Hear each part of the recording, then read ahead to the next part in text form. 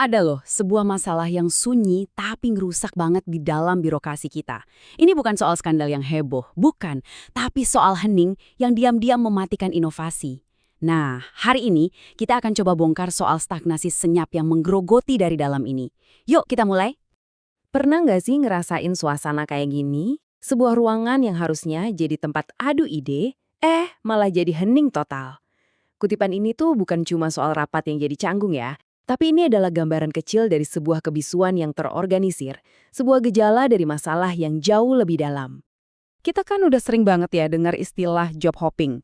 Itu loh, fenomena para profesional yang pindah-pindah kerja buat cari tantangan baru. Tapi pernah nggak Anda dengar kebalikannya? Namanya job hugging. Ini adalah tren di mana orang-orang justru bertahan di posisinya. Bukan karena cinta mati sama kerjaannya, tapi karena butuh banget rasa aman. Mereka seolah memeluk jabatan mereka erat-erat, dan ini fenomena yang perlu banget kita pahami. Oke, jadi mari kita mulai dengan mengidentifikasi gejalanya dulu. Fenomena job hugging dan kebisuan organisasi yang akan kita bahas ini sebenarnya bukan masalah utamanya. Anggap aja ini kayak demam, sebuah pertanda kalau ada infeksi yang lebih dalam di sistem birokrasi kita. Jadi, job hugging di kalangan aparatur sipil negara atau ASN itu adalah sebuah pilihan yang strategis banget untuk tetap diam.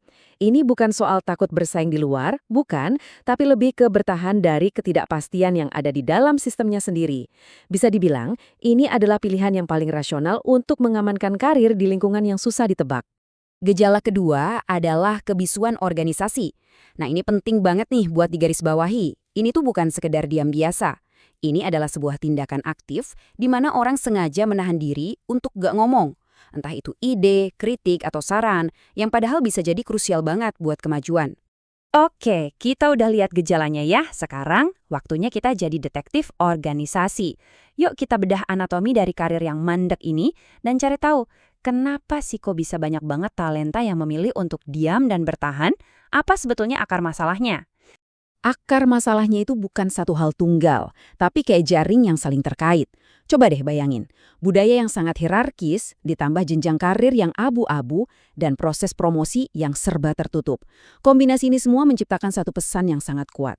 Jangan ambil resiko. Nah, dalam kondisi kayak gini, job hugging dan diam itu bukan lagi pilihan, tapi strategi bertahan hidup yang paling logis. Di sini kita perlu berhenti sejenak. Karena diam di sini tuh bukan berarti pasif loh. Justru sebaliknya, ini adalah sebuah kalkulasi, sebuah strategi yang dipilih secara sadar oleh para pegawai. Ternyata diam itu punya banyak alasan. Ada yang namanya kebisuan karena pasrah atau acquiescent, di mana kita merasa, percuma ngomong juga nggak bakal ada yang berubah. Terus ada kebisuan karena takut atau defensif, khawatir kalau bersuara malah kena mutasi atau karirnya dihambat. Dan yang paling dilematis, ada kebisuan demi kebaikan tim atau prososial, milih diam demi menjaga harmoni. Niatnya baik, tapi justru bisa membuluh inovasi.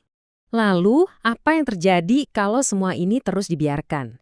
Nah, mari kita lihat prognosis jangka panjang ya, karena dampaknya itu jauh lebih besar dari yang kita bayangkan. Coba deh lihat efek domino ini. Batu pertama yang jatuh adalah gagasan-gagasan yang dibungkam. Ini kemudian langsung merobohkan inovasi. Tanpa inovasi, organisasi jadi buta. Nggak bisa lihat mana talenta-talenta terbaiknya.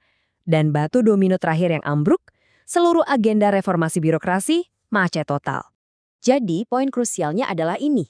Sistem manajemen talenta jadi bias. Yang dipromosikan bukan lagi orang yang paling kompeten, tapi mungkin mereka yang paling kelihatan atau paling aman. Akibatnya apa? Talenta-talenta potensial yang memilih diam, ya mereka justru terlewatkan dan akhirnya hilang dari sistem. Oke, cukup dengan diagnosis yang suram. Sekarang mari kita beralih ke bagian yang lebih penuh harapan. Gimana caranya kita bisa menyembuhkan sistem ini? Apa obatnya? Hal pertama yang harus kita pahami bareng-bareng, menyalahkan individu karena mereka memilih diam itu nggak adil. Ini bukan soal kurang berani atau tidaknya seseorang. Ini adalah masalah budaya dan sistem. Jadi solusinya pun harus sistemik. Nah, disinilah peran pemimpin jadi sangat vital. Pemimpin yang etis itu bukan cuma soal gak melanggar aturan, tapi mereka secara aktif membangun rasa aman psikologis. Mereka mengubah rapat dari yang tadinya monolog jadi dialog, dan yang paling penting, mereka benar-benar mendengarkan, menunjukkan bahwa setiap suara itu berharga. Namun, kita semua tahu lah ya, nungguin perubahan dari puncak itu bisa makan waktu yang lama banget. Kabar baiknya adalah kita nggak harus pasif menunggu. Perubahan itu bisa dimulai dari level terkecil, dari dalam. Ini membawa kita ke sebuah pertanyaan yang penting banget. Kalau sistemnya sakit dan para pemimpin mungkin belum bergerak, lalu di tangan siapa sebenarnya obat penyembuh itu? Jawabannya, seperti yang dikatakan kutipan ini, ada di tangan kita semua. Perubahan bisa dimulai dengan menjadi rekan kerja yang suportif, membangun ruang-ruang aman kecil untuk saling berpendapat, dan menolak untuk ikut-ikutan diam. Jadi, mulailah bergerak, bahkan kalaupun kita merasa sendirian. Karena organisasi yang hebat itu bukanlah yang tidak punya masalah, tapi yang mampu mendengar teriakan di balik kesunyian.